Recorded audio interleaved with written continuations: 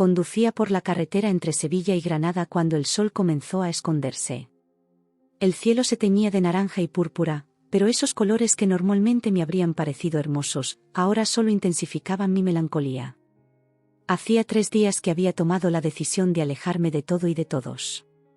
La pequeña maleta en el asiento trasero contenía apenas lo necesario para una semana, tiempo que consideré suficiente para ordenar mis pensamientos y, quizás, encontrar un poco de paz. Mi mano izquierda abandonó el volante por un momento para posarse sobre mi vientre. 5 meses. 20 semanas de una vida que crecía dentro de mí, sin un padre que la reclamara, sin una familia que la celebrara como debería. Miguel había desaparecido de mi vida en cuanto le conté la noticia, bloqueando mi número y cambiando su rutina para no cruzarse conmigo en nuestro pequeño barrio de Triana. «¿Es tu problema, Lucía?», fueron sus últimas palabras antes de darme la espalda.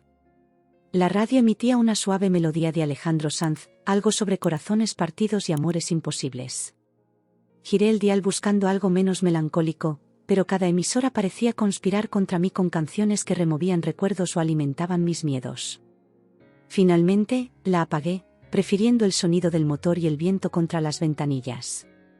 El asfalto mojado por una llovizna reciente brillaba como un espejo bajo los faros del coche.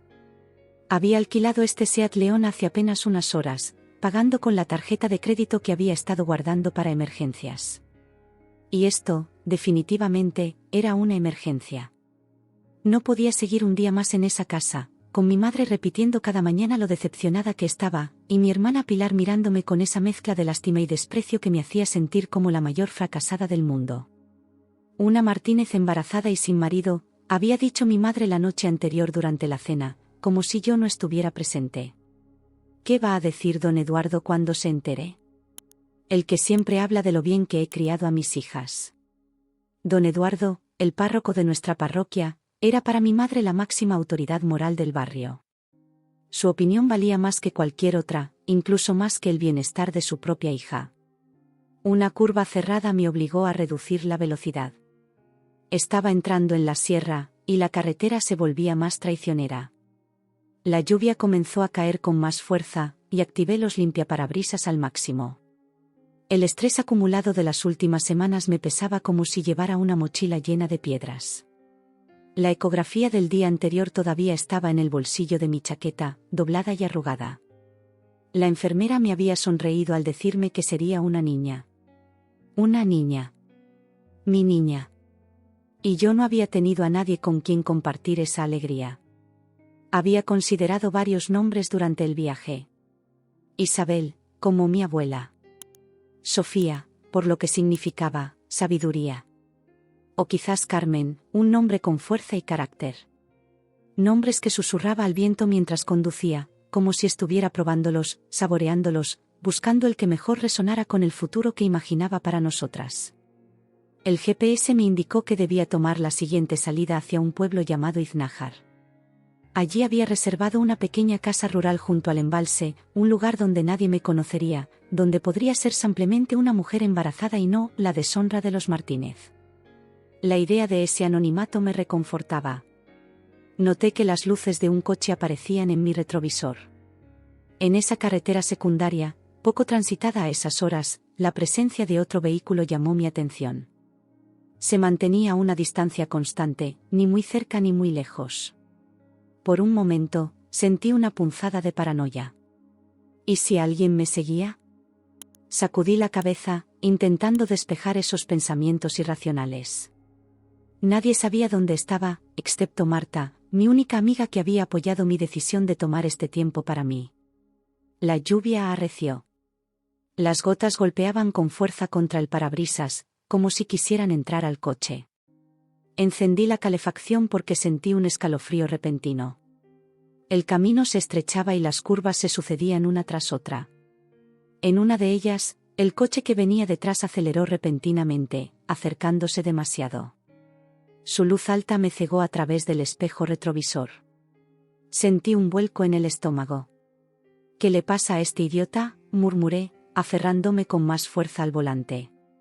Intenté acelerar para ganar distancia, pero el otro vehículo hizo lo mismo, manteniéndose peligrosamente cerca. El miedo comenzó a asentarse en mi pecho como una piedra fría. No era paranoia. Algo no iba bien. En la siguiente curva, el coche de atrás dio un acelerón brusco. Lo último que recuerdo es el impacto violento en la parte trasera de mi vehículo, el chirrido de los neumáticos intentando aferrarse al asfalto mojado, y la sensación aterradora de perder el control. Mi coche giró como una peonza, reventó la barrera de contención y comenzó a caer por la ladera. Grité, o creo que grité. Mis manos se aferraron instintivamente a mi vientre en un gesto inútil de protección. Todo pasó tan rápido y a la vez tan lento. Vi destellos de mi vida pasar ante mis ojos, mi infancia en el patio de mi casa en Sevilla, las tardes de verano en la playa de Cádiz, la primera vez que sentí a mi bebé moverse dentro de mí. El impacto contra el fondo del barranco fue brutal. El airbag se desplegó como una explosión blanca y luego, oscuridad. Un silencio absoluto que envolvió todo, como si el mundo entero hubiera dejado de existir. Lo último que sentí antes de perder la consciencia fue un dolor agudo en el abdomen, un dolor que me atravesó como una daga. Y luego, nada. Un vacío negro y profundo que se tragó hasta el último de mis pensamientos. Mi último pensamiento coherente fue para mi niña. Mi pequeña sin nombre que nunca llegaría a conocer el mundo. Y aunque no lo sabía entonces, ese pensamiento era una premonición de lo que descubriría al despertar. El primer sonido que registré fue un pitido rítmico, constante, casi hipnótico. Luego llegó el dolor, punzante y omnipresente, como si cada hueso de mi cuerpo hubiera sido quebrado y vuelto a unir de manera imperfecta. Mis párpados pesaban toneladas, pero con un esfuerzo sobrehumano logré entreabrirlos. Luz blanca, cegadora. Los volví a cerrar inmediatamente. ¿Lucía? ¿Me escuchas? Aquella voz me resultaba familiar, pero sonaba distante, como si me hablaran a través de una pared gruesa. Intenté responder, pero algo obstruía mi garganta. Un tubo. El pánico me invadió durante unos segundos hasta que una mano cálida tomó la mía. Tranquila, no intentes hablar. Tienes un tubo de respiración. Estás en el Hospital Virgen del Rocío, en la UCI. Has tenido un accidente. Esta vez reconocí la voz. Era la doctora Fernández, la misma que me había atendido durante mi embarazo. Embarazo. La palabra hizo que mi corazón se acelerara de golpe, y el pitido de la máquina a mi lado aumentó su frecuencia. Cálmate, Lucía. Por favor. Necesitas mantener la calma. Mis manos se movieron instintivamente hacia mi vientre y lo encontraron plano, vendado. Abrí los ojos de golpe, ignorando la punzada de dolor que provocó la luz. Miré a la doctora con pánico, intentando preguntar con la mirada lo que mis labios no podían. La doctora Fernández bajó la vista. No necesité más respuesta. Sentí que algo se rompía dentro de mí, más profundo que cualquier hueso fracturado en el accidente. Lágrimas calientes comenzaron a resbalar por mis mejillas, mientras un llanto silencioso sacudía mi cuerpo dolorido. Lo siento mucho, Lucía. Hicimos todo lo que pudimos, pero el impacto fue demasiado fuerte. Tu bebé no sobrevivió. El mundo dejó de girar en ese momento. Todo lo que había planeado, todo lo que había imaginado, se desvaneció como humo en el aire. Mi pequeña Carmen, o Isabel, o Sofía, ya no existía. Sentí un vacío tan profundo que parecía que me tragaría entera. El dolor físico se volvió irrelevante comparado con el desgarro que sentía en el alma. La doctora continuó hablando, explicándome la gravedad de mis heridas: una fractura de pelvis, 3 costillas rotas, una conmoción cerebral, varias laceraciones internas. Pero yo apenas escuchaba. Solo podía pensar en mi hija que nunca llegaría a conocer. Has estado inconsciente 5 días, Lucía. Tu familia ha estado aquí. Mi familia. Aquellas palabras me devolvieron momentáneamente a la realidad. ¿Mi madre y Pilar habían estado aquí? ¿Qué habrían dicho? ¿Qué habrían pensado? La última vez que había visto a mi madre, me había gritado que era una vergüenza para todos. ¿Y ahora, sentirían algo por mí, por mi pérdida? Voy a avisar a tu madre de que has despertado. Has salido a tomar un café con tu hermana, pero deben estar por volver. Quise decirle que no quería verlas, pero el tubo me lo impedía. Solo pude cerrar los ojos, como si así pudiera evitar lo inevitable. La doctora Fernández salió de la habitación, dejándome sola con mi dolor y el pitido constante de las máquinas que me mantenían con vida. No tuve que esperar mucho. Apenas 10 minutos después, la puerta se abrió y apareció mi madre, Carmen Vázquez, con su pelo perfectamente teñido y su postura rígida de siempre. Detrás de ella, mi hermana Pilar, mayor que yo por 3 años, con esa expresión de superioridad que la caracterizaba. Mi madre se acercó a la cama y me miró de arriba abajo, como evaluando los daños. No había lágrimas en sus ojos, ni alivio por verme despierta. Solo una especie de resignación cansada. La doctora nos ha dicho que perdiste al bebé, dijo sin preámbulos, con la misma entonación que usaría para comentar que había empezado a llover. Pero, como estás soltera, fue lo mejor que pudo pasar. Esas palabras me golpearon con más fuerza que el coche que me había embestido. Si hubiera podido hablar, habría gritado, habría maldecido, habría exigido que se marchara. Pero solo pude dejar que más lágrimas cayeran, silenciosas y amargas. Pilar se acercó también, colocándose junto a mi madre. Se cruzó de brazos y esbozó una sonrisa torcida que nunca olvidaré. ¿Embarazada y soltera? ¡Qué vergüenza! Agradece que esto haya pasado, dijo con un tono burlón que me heló la sangre. Al menos ahora puedes volver a casa sin que tengamos que dar explicaciones a los vecinos. ¿Explicaciones a los vecinos? ¿Eso era lo único que les importaba? ¿El qué dirán? ¿La imagen ante los demás? En ese momento, comprendí que nunca había conocido realmente a estas mujeres. Nunca había entendido la profundidad de su frialdad, de su egoísmo. Deja de llorar, Lucía, continuó mi madre. Pareces una niña pequeña. Acepta que ha sido un favor del destino. ¿Qué ibas a hacer tú sola con un bebé? ¿Con qué dinero lo ibas a mantener? ¿Crees que ese Miguel iba a volver corriendo si nacía el niño? Los hombres como él huyen, no regresan. Cada palabra era como una bofetada. Quise arrancarme el tubo, gritarles que se fueran, que no quería volver a verlas nunca más. Pero estaba atrapada en aquel cuerpo roto, incapaz de defenderme, de defender la memoria de mi hija no nacida. Una enfermera entró en ese momento, comprobando mis constantes vitales. Debió notar mi agitación, porque miró a mi madre y a mi hermana con el ceño fruncido. La paciente necesita descansar, dijo con firmeza. Les voy a pedir que salgan por ahora. Somos su familia, protestó mi madre. Y yo soy la enfermera que la atiende, respondió sin inmutarse. Y digo que necesita descansar. De mala gana, mi madre y Pilar se dirigieron hacia la puerta. Antes de salir, mi madre se giró una última vez. Nos vemos mañana, Lucía. Hablaré con la doctora para ver cuándo te pueden quitar ese tubo. Y también para ver cuándo te dan el alta. Ya he preparado tu antigua habitación. Mi antigua habitación. La idea de volver a esa casa, de vivir con ellas después de todo esto, me provocó una náusea que la morfina no pudo aplacar. No, no volvería allí. Prefería vivir en la calle. La enfermera, una mujer joven de rostro amable, se acercó cuando se fueron y me limpió las lágrimas con una gasa. Lo siento mucho, dijo en voz baja. Por todo. Había tanta compasión en esas sencillas palabras que rompí a llorar de nuevo. Esta desconocida me había mostrado más humanidad en 5 segundos que mi propia familia en toda la visita. Los días siguientes fueron un borrón de dolor físico y emocional. Me quitaron el tubo de respiración, pero apenas hablaba. Los médicos y enfermeras entraban y salían, ajustaban medicamentos, cambiaban vendajes, comprobaban mis constantes. Mi madre y Pilar venían cada tarde, repitiendo variaciones del mismo discurso cruel, recordándome lo afortunada que era por haber perdido a mi bebé, haciendo planes para mi regreso a casa que yo no tenía intención de cumplir. En las largas noches de insomnio, tocaba mi vientre vacío y lloraba en silencio.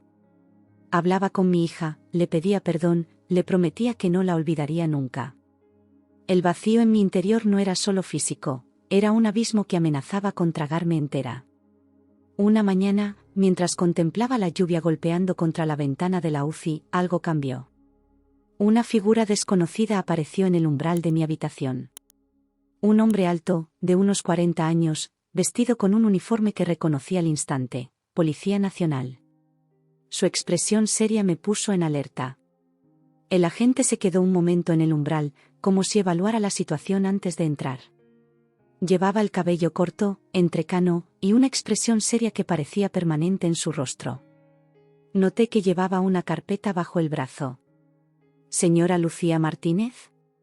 Su voz era grave pero suave, como si estuviera acostumbrado a hablar con personas en situaciones delicadas. Asentí débilmente. Mi garganta aún dolía por el tubo que había tenido durante días y apenas había hablado desde que me lo quitaron. Soy el inspector Gabriel Soto, de la Policía Nacional. Mostró su placa brevemente. ¿Puedo pasar? Me gustaría hablar con usted sobre el accidente. Volví a asentir.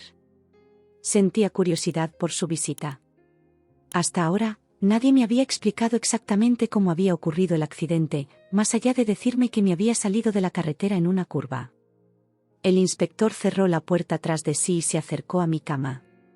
No se sentó, permaneció de pie, observándome con una mirada analítica.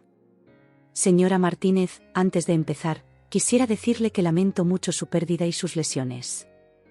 Su tono era sincero, sin la falsa compasión que había notado en otras personas. Llevo casi 20 años en este trabajo y nunca me acostumbro a estas situaciones. Gracias, murmuré. Mi voz sonaba áspera, apenas reconocible. Tomé un sorbo de agua de un vaso que tenía junto a la cama. Tengo algunas preguntas sobre el accidente, si se siente con fuerzas para responderlas. Me enderecé un poco en la cama, haciendo una mueca de dolor al notar la punzada en las costillas. No recuerdo mucho, la verdad. Es normal, dado el traumatismo craneal que sufrió. Abrió la carpeta y consultó unos papeles. ¿Recuerda algo de los momentos previos al accidente? ¿Hacia dónde se dirigía? A Iznájar, respondí. Había alquilado una casa rural para pasar unos días sola. ¿Y recuerda haber notado algo inusual durante el trayecto? ¿Algún vehículo que la siguiera, quizás? La pregunta me sorprendió. De repente, un destello de memoria, luces en el retrovisor, un coche demasiado cerca. Había un coche, dije lentamente, intentando ordenar los recuerdos fragmentados. Venía detrás de mí. Se acercó mucho en una curva y, creo que me golpeó. Mi corazón se aceleró al recordarlo. ¿Por qué me pregunta eso? El inspector Soto tomó aire y me miró directamente a los ojos.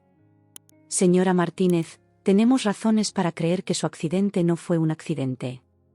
El análisis preliminar de la escena sugiere que su vehículo fue embestido intencionadamente por la parte trasera, provocando que perdiera el control. El mundo pareció detenerse por un instante. Las palabras del inspector resonaban en mi cabeza como un eco distante. ¿No fue un accidente? ¿Alguien me había atacado deliberadamente? ¿Está seguro? Mi voz se quebró. Los técnicos encontraron restos de pintura de otro vehículo en su parachoques trasero. El ángulo de impacto y la ausencia de marcas de frenado indican que fue un golpe deliberado, con la intención de sacarla de la carretera. Hizo una pausa. Además, un camionero que pasaba por la zona declaró haber visto un vehículo oscuro abandonar el lugar a gran velocidad, sin detenerse a prestar auxilio. Un escalofrío recorrió mi cuerpo. Recordé la sensación que había tenido en la carretera, ese presentimiento de que algo no iba bien que había intentado descartar como paranoia. ¿Por qué alguien querría hacerme daño? Las palabras salieron en un susurro. El inspector cerró la carpeta y la dejó sobre la mesa auxiliar. Se inclinó ligeramente hacia mí, bajando la voz. Eso es lo que intentamos averiguar, señora Martínez. ¿Puede pensar en alguien que pudiera querer hacerle daño? ¿Ha tenido conflictos recientes con alguna persona?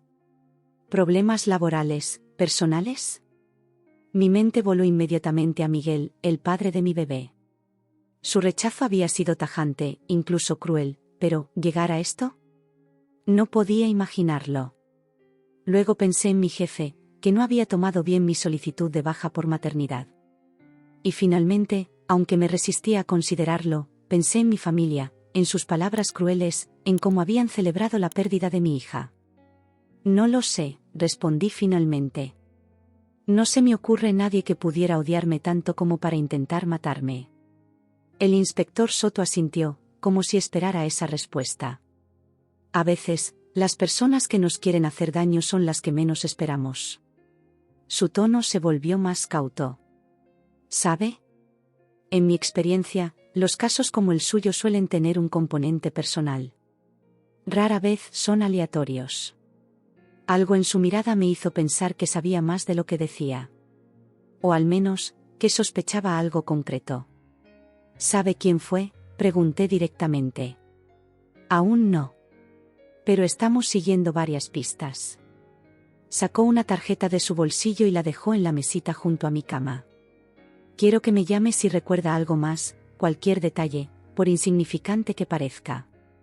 O si se siente amenazada en algún momento. La idea de sentirme amenazada me hizo pensar de nuevo en mi madre y mi hermana. En sus visitas diarias, en cómo planeaban mi retorno a casa como si nada hubiera pasado, como si no hubieran celebrado la muerte de mi bebé. Inspector, dije antes de que se marchara, ¿sabe mi familia que el accidente pudo ser provocado? El inspector se detuvo en la puerta y me miró con una expresión indescifrable. No, señora Martínez. De momento, esta información es confidencial. Solo lo saben los agentes involucrados en la investigación y ahora usted. Hizo una pausa. ¿Hay alguna razón por la que le preocupe que su familia lo sepa? No supe qué responder. ¿Cómo explicarle mis sospechas cuando ni yo misma quería admitirlas? ¿Cómo decirle que empezaba a temer que las personas que deberían protegerme fueran capaces de hacerme esto? No, ninguna razón concreta. Solo curiosidad. El inspector me observó un momento más, como si intentara leer en mis ojos lo que mis palabras ocultaban. Mantendremos vigilancia en el hospital por su seguridad, dijo finalmente.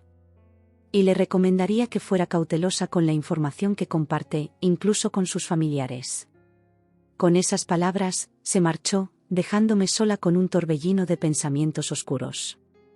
La idea de que alguien hubiera intentado matarme deliberadamente era aterradora por sí misma.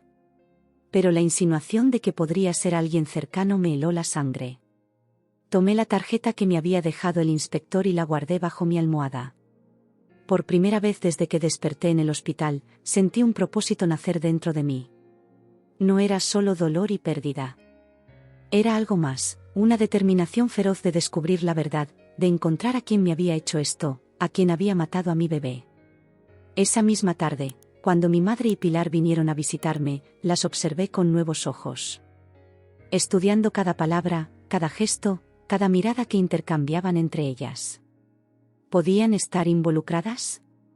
¿Podían haber llegado tan lejos solo para evitar la vergüenza de tener una hija soltera con un bebé? La doctora dice que podrían darte el alta en una semana si sigues mejorando así, comentó mi madre mientras se arreglaba el pelo frente al pequeño espejo de mi habitación. Ya le he dicho que tendrás todos los cuidados necesarios en casa. No voy a volver a casa, dije, sorprendiéndome a mí misma con la firmeza de mi voz. Mi madre se giró hacia mí, sorprendida. Era la primera vez que me oponía a ella desde el accidente. ¿Qué tonterías dices? ¿Dónde vas a ir si no? Buscaré otro sitio. Tengo ahorros. Pilar soltó una risita despectiva. ¿Los mismos ahorros que ibas a usar para mantener a tu bastardo? No seas ridícula, Lucía. No puedes ni caminar sola. La crueldad de sus palabras me golpeó como siempre, pero esta vez no me hundí. Esta vez, la rabia superó al dolor. Preferiría vivir en la calle que volver con vosotras, respondí, mirándola directamente a los ojos. Lucía, exclamó mi madre, escandalizada. ¿Cómo puedes hablar así después de todo lo que hemos hecho por ti? ¿Sabes cuántas horas hemos pasado en este hospital? ¿El dinero que nos está costando? Todo lo que habéis hecho por mí, repetí con incredulidad. ¿Te refieres a celebrar la muerte de mi hija? ¿A decirme que fue lo mejor que podía pasarme? No seas dramática, espetó Pilar. Solo intentábamos ayudarte a ver el lado positivo. ¿El lado positivo de perder a mi bebé? ¿De casi morir en un accidente? Un silencio incómodo se instaló en la habitación. Vi algo extraño cruzar el rostro de mi madre, un destello de ¿miedo? ¿Culpa? Fue tan breve que pensé haberlo imaginado. A veces las cosas pasan por una razón, Lucía, dijo finalmente mi madre, con un tono más suave. Dios sabe lo que hace. Esto no lo hizo Dios, respondí en voz baja, mirándola fijamente. Fue otra persona. Vi a mi madre y a mi hermana intercambiar una mirada rápida. Demasiado rápida, demasiado cargada de significado. En los días siguientes, esa mirada intercambiada entre mi madre y Pilar se convirtió en una obsesión para mí. Reproducía una y otra vez ese instante en mi mente, intentando descifrar lo que significaba, lo que escondía. La recuperación física avanzaba lentamente, mi cuerpo sanaba mejor que mi alma. Los médicos estaban sorprendidos por mi evolución, pero yo apenas les prestaba atención. Mi mente estaba ocupada en otra cosa, en buscar pistas, en conectar puntos, en desenterrar recuerdos. La doctora Fernández apareció una mañana con una sonrisa cautelosa. Buenas noticias, Lucía. Estamos considerando trasladarte a planta en un par de días. Tu estado ha mejorado notablemente. Salir de la UCI significaba menos vigilancia, más libertad, pero también menos protección.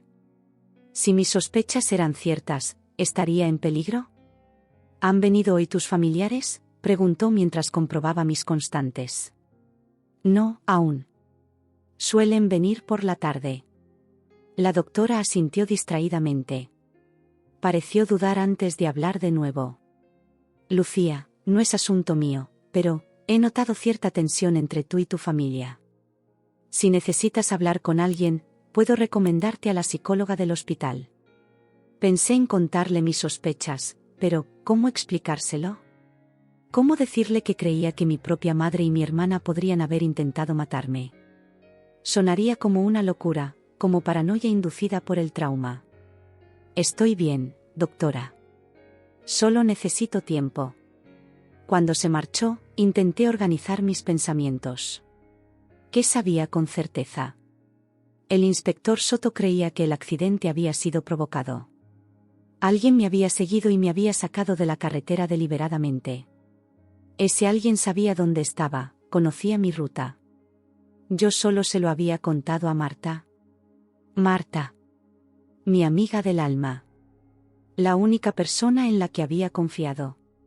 ¿Podría ella haber? No, era absurdo. Marta me había apoyado desde el primer momento, había sido la única que se alegró por mi embarazo, que me ofreció su ayuda incondicional.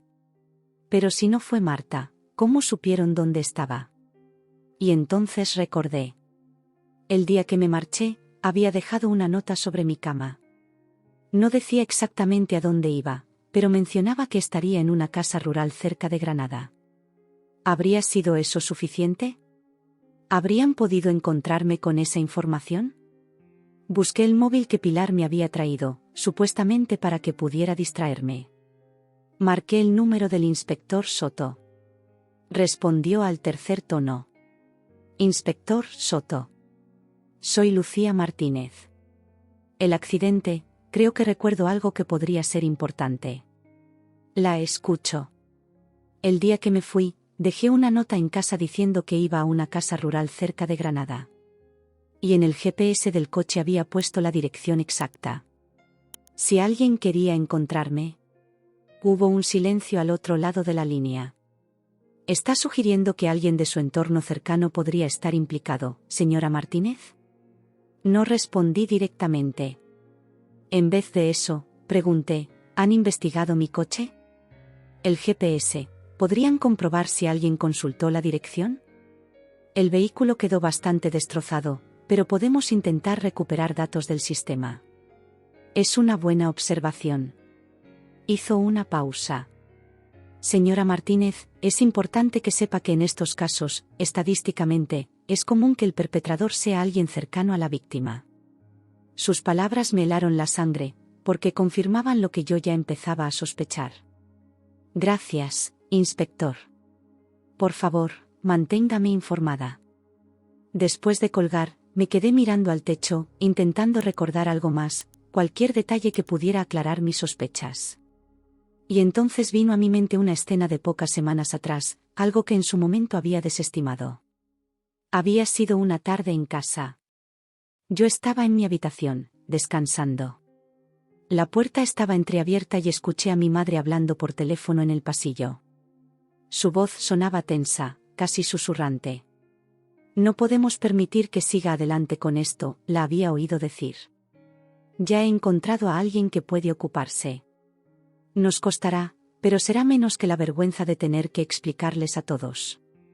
En ese momento, Pilar había pasado frente a mi puerta y había notado que yo estaba despierta. Entró rápidamente y cerró la puerta, cortando la conversación de mi madre. Recuerdo que me había preguntado sobre nombres para el bebé, algo totalmente inusual en ella, que nunca había mostrado el más mínimo interés por mi embarazo. Ahora comprendía que solo había sido una distracción, para evitar que siguiera escuchando. No podemos permitir que siga adelante con esto. Esas palabras adquirían ahora un significado siniestro. ¿Se referían a mi embarazo? ¿A mí? ¿Habían planeado mi madre y mi hermana eliminarme para evitar la vergüenza de tener una hija soltera y embarazada? Parecía inverosímil, propio de una película de suspense barata. Pero las piezas encajaban. La frialdad con la que habían recibido la noticia de la pérdida de mi bebé, celebrándola casi. El alivio mal disimulado. Sus constantes comentarios sobre lo afortunada que había sido. Otra memoria vino a mí. Una semana antes del accidente, había entrado en la cocina y encontrado a mi madre y a Pilar inclinadas sobre la mesa, revisando unos papeles. En cuanto me vieron, los habían recogido apresuradamente. Alcancé a ver que parecían extractos bancarios. ¿Qué hacéis?, había preguntado. Nada que te importe, respondió Pilar con sequedad. Cosas de adultos. Lo había dejado pasar, acostumbrada ya a sus desplantes, a que me trataran como a una niña irresponsable a pesar de mis 26 años. Pero ahora me preguntaba, ¿estaban planeando cómo financiar el atentado contra mí? Mi cabeza daba vueltas. Hasta pensarlo me dolía, pero cada vez estaba más convencida. Mi madre y mi hermana habían contratado a alguien para provocar mi accidente, para eliminar el problema que suponía mi embarazo fuera del matrimonio. En una familia tradicional como la nuestra, en un barrio donde todos se conocían y juzgaban, una hija soltera y embarazada era una mancha imborrable. Y ellas habían decidido borrarla de la manera más definitiva. Pero, ¿cómo demostrarlo? ¿Cómo conseguir pruebas? No podía simplemente acusarlas ante la policía basándome en sospechas y recuerdos difusos. Necesitaba algo concreto, algo irrefutable. Esa tarde, cuando vinieron a visitarme, intenté actuar con normalidad. Las observé desde una nueva perspectiva, buscando indicios, señales, cualquier cosa que pudiera confirmar o desmentir mis sospechas. La doctora dice que te trasladarán pronto a planta, comentó mi madre mientras se quitaba el abrigo. He hablado con la trabajadora social sobre qué ayudas podemos solicitar para tu recuperación en casa. No voy a volver a casa, mamá, repetí, manteniéndome firme. Marta me ha ofrecido quedarme en su piso. Tiene ascensor y vive sola, así que no molestaré a nadie. Vi cómo mi madre y Pilar intercambiaban otra de esas miradas. Marta, dijo Pilar con desdén. ¿Esa amiga tuya que te animó a seguir con el embarazo? Menuda consejera. Es mi única verdadera amiga, respondí, observando cuidadosamente sus reacciones. La única que me apoyó cuando más lo necesitaba. Esa chica siempre tuvo mala influencia sobre ti, intervino mi madre. Desde que la conociste en la universidad, no has hecho más que tomar decisiones equivocadas. ¿Cómo quedarme embarazada, no? Mi madre suspiró teatralmente. Lucía, ya hemos hablado de esto. Lo que ha pasado ha sido terrible, por supuesto, pero quizás sea lo mejor a largo plazo. A veces Dios tiene planes que no entendemos en el momento. ¿En serio crees que fue voluntad de Dios que perdiera a mi bebé en un accidente provocado? Las palabras salieron de mi boca antes de que pudiera pensarlo mejor. Mi madre se quedó paralizada. Pilar dejó caer el móvil que sostenía. ¿Qué quieres decir con accidente provocado?, preguntó mi madre con voz temblorosa. Decidí arriesgarme. Si mi teoría era correcta, su reacción me lo confirmaría. La policía cree que alguien me sacó de la carretera intencionadamente. Que no fue un accidente, sino un intento de asesinato. El silencio que siguió fue tan denso que podría haberse cortado con un cuchillo. Mi madre se sentó lentamente en la silla junto a mi cama, como si de repente le faltaran las fuerzas. Pilar se había puesto pálida. ¿La policía? ¿Has hablado con la policía? La voz de mi madre sonaba ahora aguda, casi histérica. Un inspector vino a verme hace unos días. Están investigando el caso. Pilar se acercó a mi madre y le puso una mano en el hombro, como dándole apoyo. O quizás, conteniéndola. Eso es absurdo, dijo Pilar, intentando sonar segura, pero noté que le temblaba ligeramente la voz. ¿Quién querría hacerte daño? No tiene sentido. Eso mismo me pregunto yo, respondí, sin apartar la mirada de ellas. ¿Quién podría beneficiarse de mi muerte? La tensión en la habitación era palpable. Mi madre parecía haber envejecido 10 años en cuestión de segundos, y Pilar no dejaba de mirar hacia la puerta, como si calculara la distancia de escape. ¿Qué cosas dices, Lucía?, comentó finalmente mi madre, intentando recobrar la compostura. El accidente te ha afectado más de lo que pensábamos. Quizás deberíamos hablar con la doctora sobre tu estado mental. Mi estado mental está perfectamente, respondí, sosteniendo su mirada. Lo que me preocupa es el vuestro.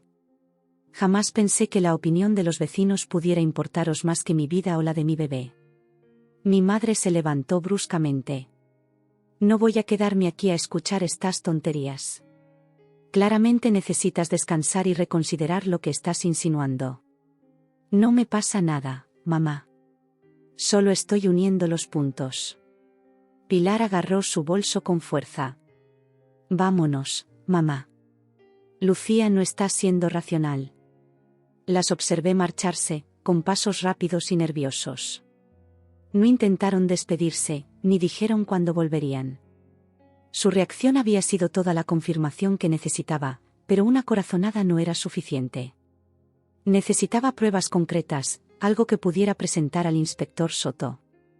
Al día siguiente, tal como había anunciado la doctora, me trasladaron a planta. Mi nueva habitación era más grande, con una ventana que daba a un patio interior del hospital. La compartía con una mujer mayor, Dolores, que se recuperaba de una operación de cadera.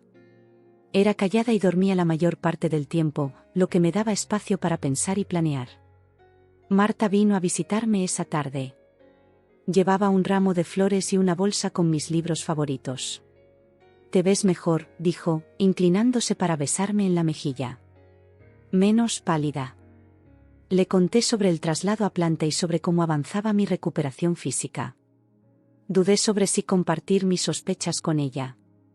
Marta era mi mejor amiga, pero lo que estaba considerando era tan grave. «¿Qué pasa, Lucía?», preguntó, notando mi vacilación. «Te conozco desde hace 10 años. Sé cuando algo te preocupa». Tomé aire y le conté todo, la visita del inspector, mis sospechas sobre mi madre y Pilar, las piezas que empezaban a encajar. Marta me escuchó en silencio, sus ojos cada vez más abiertos. «Dios mío, Lucía. Eso es monstruoso. No puedo creer que tu propia familia». Se detuvo, procesando la información. «Pero si tienes razón, tienes que tener cuidado. Muy cuidado». «Lo sé. Por eso no quiero volver a casa cuando me den el alta. Ni hablar de eso. Te vienes a mi piso, como ya habíamos hablado. Allí estarás a salvo». Su apoyo incondicional me reconfortó. Por un momento, sentí que no estaba sola en esto, que alguien creía en mí y estaba dispuesto a ayudarme. «Necesito pruebas, Marta. Algo concreto que pueda llevar a la policía». Marta reflexionó un momento. «¿Has pensado en revisar el teléfono de tu hermana? Pilar siempre ha sido descuidada con sus cosas. Quizás haya algún mensaje, alguna llamada». No creo que me deje acercarme a su teléfono ahora mismo. Están a la defensiva. Pero yo sí podría, dijo Marta con determinación. Tu madre siempre me ha considerado inofensiva, una tonta idealista. No sospecharían de mí. Su ofrecimiento me sorprendió. No quería ponerla en peligro, pero la idea tenía sentido. ¿Cómo lo harías? Puedo pasar por tu casa, decir que voy a recoger algunas cosas para ti. Tu madre seguro que está en la parroquia a esta hora, ayudando con la hermandad. Y Pilar siempre deja el móvil cargando en la cocina cuando está en casa. El plan era arriesgado, pero podría funcionar. Marta era inteligente y discreta. Si alguien podía conseguir información sin levantar sospechas, era ella. Ten mucho cuidado, le advertí. Si descubren lo que estás haciendo, no te preocupes por mí. Soy más lista de lo que parezco. Me guiñó un ojo, intentando aligerar el ambiente. Además, se me da bien hackear cosas. No por nada soy ingeniera informática. Marta se marchó con una promesa de volver al día siguiente con noticias. Pasé la noche inquieta, alternando entre el sueño intranquilo y la vigilia ansiosa. ¿Y si Marta se metía en problemas por mi culpa? ¿Y si mis sospechas estaban equivocadas y solo era el trauma hablando?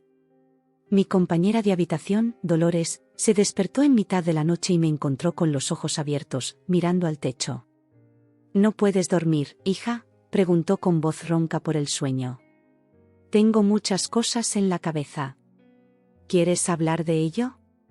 A veces ayuda a compartir las preocupaciones. No sabía por qué, pero sentí que podía confiar en esta mujer desconocida. Quizás porque no tenía conexión con mi vida, o porque había algo en su mirada que inspiraba confianza. Le conté una versión resumida de mi situación, omitiendo los detalles más escabrosos. Esperaba que me dijera que estaba loca, que era imposible que una madre quisiera dañar a su propia hija.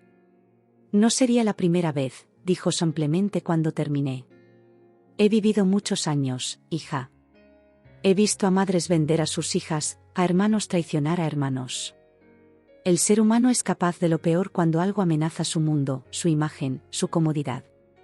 Sus palabras me dejaron sin aliento. No era el consuelo que esperaba, pero sí la validación que necesitaba. ¿Qué debo hacer?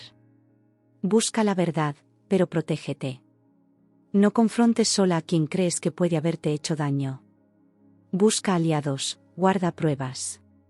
Y sobre todo, prepárate para lo que puedas descubrir. La verdad no siempre libera, a veces, pesa más que la duda. Marta regresó a la mañana siguiente, más temprano de lo habitual. Su expresión era una mezcla de excitación y miedo. Lo encontré, dijo en voz baja, sentándose junto a mi cama y sacando su propio móvil. El teléfono de Pilar estaba en la cocina, tal como pensé. Tu madre había salido y Pilar estaba en la ducha. Logré desbloquearlo con tu fecha de nacimiento, la muy idiota la sigue usando como contraseña para todo. ¿Y qué encontraste? Mensajes eliminados, pero recuperables a través de la copia de seguridad en la nube. Mira esto. Me pasó su teléfono. En la pantalla había capturas de una conversación de WhatsApp entre Pilar y un contacto guardado simplemente como R. Las fechas correspondían a las semanas previas a mi accidente. Problema sigue en pie. Cada día más grande. Mamá está desesperada. Pilar. Hay que hacerlo antes del nacimiento. Después será más complicado. R. ¿Estás seguro de que parecerá un accidente, Pilar? Es mi especialidad. Nadie sospechará nada. R. El dinero es mucho. Mamá está vendiendo las joyas de la abuela. Pilar. Este tipo de soluciones no son baratas. Pero les evitará la vergüenza pública. Ella nunca dirá nada de esto a nadie. R. ¿Por qué no estará para contarlo, Pilar? La última frase me heló la sangre. Era como leer mi propia sentencia de muerte, firmada por mi hermana. El teléfono me temblaba en las manos. Hay más, dijo Marta, deslizando la pantalla. Encontré un número de cuenta donde aparentemente hicieron una transferencia. Y localicé quién es Dr. ¿Quién? Ramón Suárez. Un tipo con antecedentes por extorsión y agresión. Según pude averiguar, trabajó como mecánico años atrás, lo que explicaría sus conocimientos para provocar un accidente de coche. Vive en las afueras, en Dos Hermanas. ¿Cómo averiguaste todo eso? Marta sonrió levemente. Digamos que mi trabajo en ciberseguridad tiene sus ventajas. Además, no es tan difícil seguir el rastro digital de alguien si sabes dónde buscar. Le devolví el teléfono, sintiendo una mezcla de náusea y determinación. Ya no había duda posible. Mi propia familia había contratado a un criminal para matarme, para eliminar la vergüenza que suponía mi embarazo. Tenemos que llamar al inspector Soto, dije, agarrando mi móvil. Espera, me detuvo Marta. Antes de hablar con la policía, necesitamos más. Estos mensajes son comprometedores, pero un buen abogado podría alegar que se refieren a otra cosa. Necesitamos algo irrefutable. ¿Qué propones? Marta dudó un momento. Creo que deberíamos contratar a un detective privado. Alguien que pueda seguir a tu madre, documentar sus movimientos, comprobar si sigue en contacto con este Ramón. No tengo dinero para eso. Yo sí, respondió Marta sin dudar. O podemos usar tus ahorros, los que ibas a usar para la casa rural.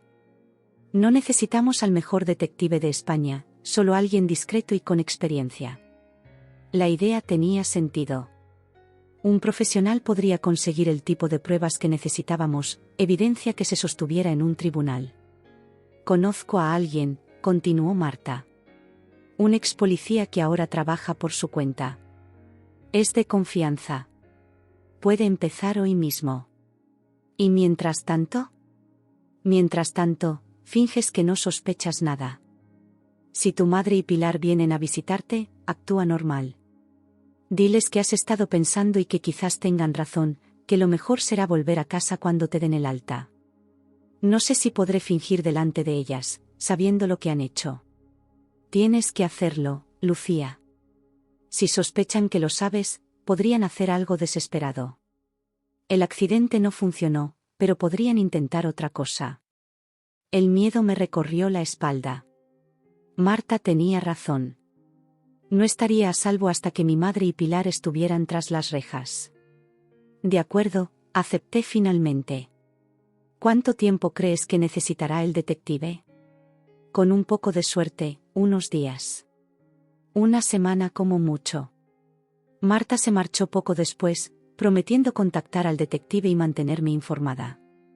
Me quedé sola con mis pensamientos, intentando procesar la magnitud de la traición que había descubierto. Mi propia sangre había intentado silenciarme para siempre, borrarme del mapa junto con mi bebé, todo por el que dirán. Esa tarde, cuando mi madre apareció sola para visitarme, hice el mayor esfuerzo de actuación de mi vida. Los días siguientes fueron un extraño ejercicio de fingimiento. Cada visita de mi madre o de Pilar era una prueba para mi autocontrol. Sonreía cuando debía, asentía a sus planes, incluso les agradecía su preocupación por mí. Todo mientras por dentro hervía de rabia contenida. He pensado que podríamos redecorar tu habitación, dijo mi madre una tarde, mientras tejía lo que parecía ser una bufanda. Hace años que no la pintamos, y ahora que vas a pasar tiempo en casa recuperándote. Me parece bien, respondí automáticamente.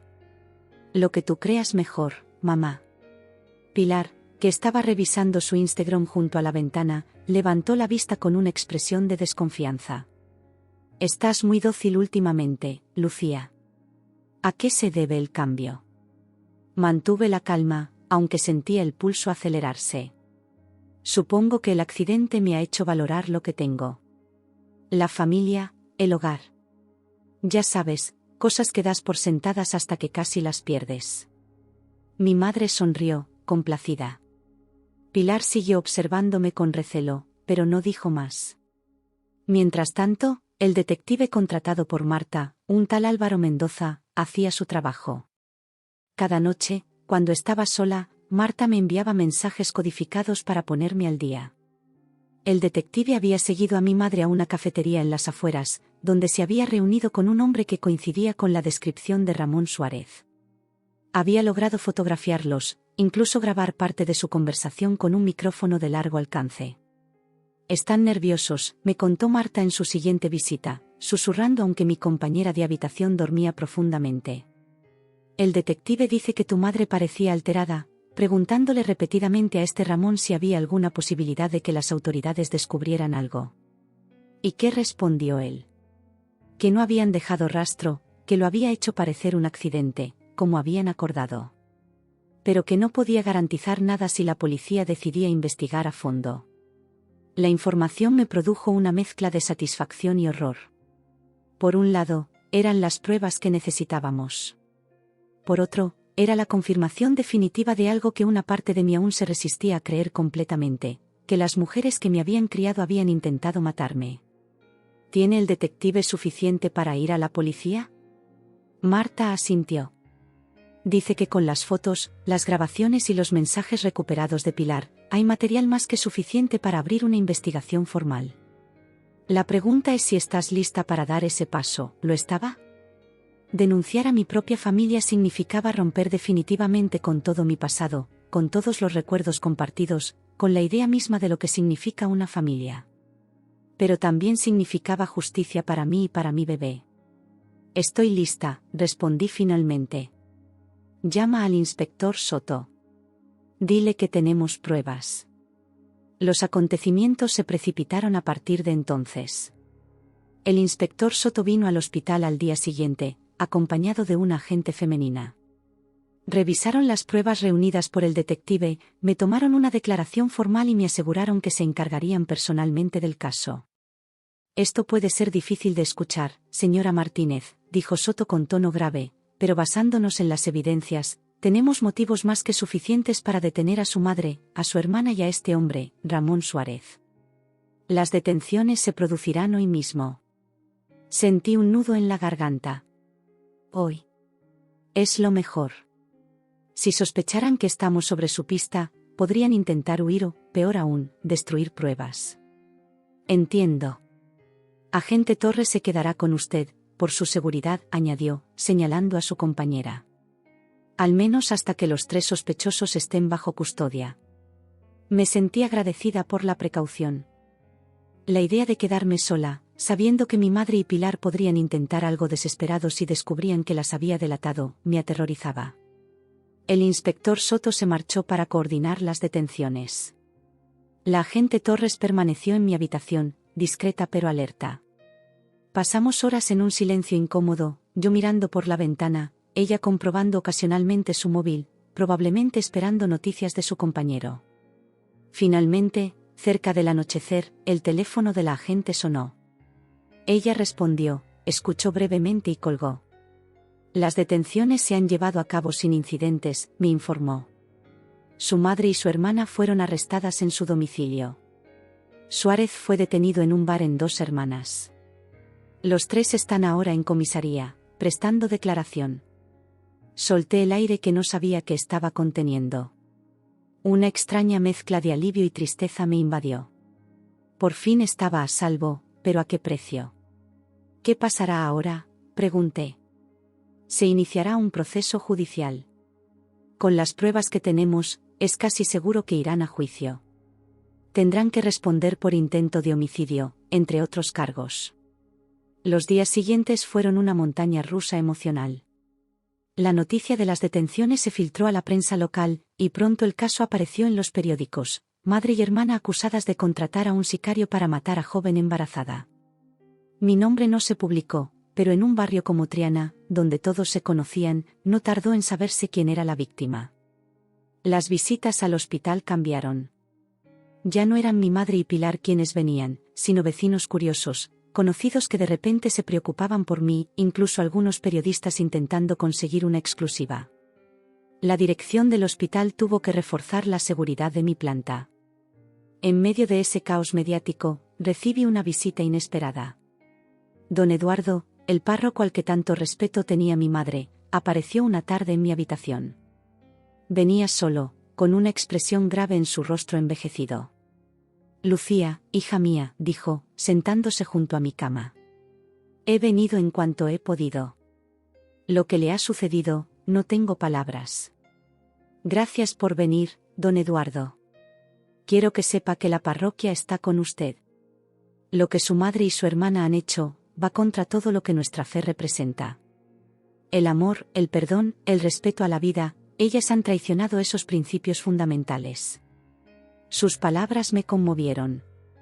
Había temido que, como amigo cercano de mi madre, don Eduardo tomaría partido por ella.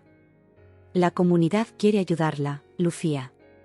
Sabemos que al salir del hospital no tendrá dónde ir. Podemos ofrecerle un apartamento temporal en el edificio de la parroquia, hasta que encuentre algo más permanente. La oferta me sorprendió. Es muy generoso, don Eduardo, pero mi amiga Marta me ha ofrecido quedarme con ella. Me alegra saber que tiene apoyo. Pero quiero que sepa que no está sola. Lo que le ha pasado a usted y a su bebé, es una tragedia que nos afecta a todos. Por primera vez desde el accidente, alguien además de Marta reconocía el verdadero alcance de mi pérdida. No era solo el trauma físico, sino la pérdida de una vida inocente, de un futuro que me había sido arrebatado. Sentí las lágrimas correr por mis mejillas. Gracias, fue todo lo que pude decir. Don Eduardo tomó mis manos entre las suyas. No olvide que, incluso en los momentos más oscuros, la luz encuentra su camino. No sé qué planes tiene Dios para usted, Lucía, pero estoy seguro de que su historia no termina aquí. 3 semanas después del arresto, me dieron el alta hospitalaria. Tal como habíamos planeado, me mudé al apartamento de Marta. Era pequeño pero acogedor, con un ascensor que me facilitaba el movimiento, ya que aún necesitaba muletas para caminar. El proceso judicial siguió su curso. Las evidencias eran abrumadoras. Tanto mi madre como Pilar intentaron inicialmente negar su participación, pero cuando Ramón Suárez decidió cooperar con la Fiscalía a cambio de una reducción de pena, sus defensas se desmoronaron. Confesó haber recibido 15.000 euros por provocar el accidente, con instrucciones específicas de asegurarse de que no hubiera supervivientes. El juicio comenzó 6 meses después del accidente. Para entonces, mi recuperación física estaba casi completa, aunque las cicatrices, tanto visibles como invisibles, seguirían conmigo para siempre. Entrar a la sala del juzgado y ver a mi madre y a mi hermana sentadas en el banquillo de los acusados, vestidas con ropa discreta y expresiones sombrías, fue uno de los momentos más surrealistas de mi vida. No pude evitar pensar en cómo habíamos llegado hasta allí, en qué momento el amor familiar se había transformado en algo tan retorcido. Mi testimonio fue duro pero necesario. Relaté todo: el rechazo cuando supieron de mi embarazo, las amenazas veladas, la conversación telefónica que había escuchado, las sospechas que se fueron acumulando tras el accidente. Tuve que responder preguntas dolorosas de los abogados defensores, que intentaron pintarme como una hija problemática, inestable, que inventaba acusaciones por resentimiento. Pero las pruebas no mentían. Los mensajes de texto, las grabaciones, las transferencias bancarias, todo apuntaba en una dirección incuestionable. Mi madre, Carmen Vázquez, y mi hermana, Pilar Martínez, habían contratado a Ramón Suárez para matarme, para eliminar la vergüenza de mi embarazo fuera del matrimonio. El juicio duró 3 semanas. Cada día era agotador, cada testimonio reabriendo heridas que apenas comenzaban a cicatrizar. Pero tenía a Marta a mi lado, constante, inquebrantable en su apoyo. Y, para mi sorpresa, también tenía al barrio. No todo el barrio, claro, pero sí muchos vecinos que venían a los procedimientos, que me saludaban con respeto, que me ofrecían pequeños gestos de solidaridad. Finalmente, llegó el veredicto. Culpables. Mi madre fue condenada a 15 años de prisión, Pilar a 12 y Ramón Suárez a 10, beneficiado por su colaboración con la justicia. Cuando el juez leyó las sentencias, no sentí la satisfacción que esperaba. Solo un inmenso cansancio, el peso de un capítulo que por fin se cerraba. A la salida del juzgado, rodeada de periodistas que buscaban declaraciones, solo dije una frase: hoy ha ganado la verdad, no yo. Los meses siguientes fueron de reconstrucción. Con la ayuda de un abogado, conseguí que la casa familiar fuera puesta a la venta y recibí mi parte de la herencia adelantada, lo que me permitió comprar un pequeño apartamento en otro barrio, lejos de Triana y sus recuerdos. Retomé mis estudios de psicología, que había abandonado al quedar embarazada, pero con una nueva perspectiva, una nueva motivación. En la universidad, conocí a un grupo de mujeres que habían pasado por situaciones de violencia familiar. Compartir experiencias fue terapéutico, tanto para ellas como para mí. Poco a poco, casi sin darme cuenta, me convertí en una especie de portavoz, de defensora de estas mujeres invisibles. Un año después del juicio, fundé una pequeña asociación, Renacer. Su objetivo era ayudar a mujeres víctimas de violencia familiar, especialmente aquellas que, como yo, habían sido traicionadas por quienes debían protegerlas. Ofrecíamos asesoramiento legal, apoyo psicológico, incluso alojamiento temporal para casos urgentes. No era una organización grande ni poderosa, pero hacía una diferencia tangible en las vidas que tocaba. A veces, en las noches más silenciosas, todavía pensaba en mi bebé, en la niña que nunca llegué a conocer. Le hablaba, le contaba sobre mi día, sobre cómo su breve existencia había cambiado el rumbo de mi vida de formas que nunca habría imaginado. No era un consuelo completo para su pérdida, pero era un recordatorio de que su vida, aunque corta, había tenido un propósito. Nunca volví a visitar a mi madre o a mi hermana en prisión. Algunas heridas son demasiado profundas para sanar con el tiempo, algunas traiciones demasiado graves para perdonar. Pero aprendí a vivir con esa ausencia, a construir una nueva definición de familia basada en el amor verdadero, no en la sangre. Mi historia no es un cuento de hadas. No hay final feliz donde todo el dolor desaparece mágicamente.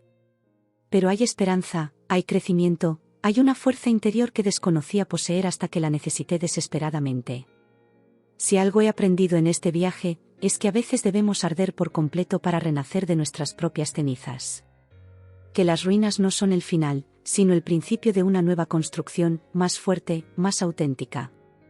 Hoy, cuando me miro al espejo, ya no veo a la víctima que despertó en aquella UCI, rota por fuera y por dentro. Veo a una superviviente, a una mujer que ha sido forjada en el fuego más intenso y ha emergido, no intacta, pero sí completa a su manera. Y eso, en un mundo donde la injusticia parece ganar demasiado a menudo, es una victoria que nadie podrá arrebatarme jamás.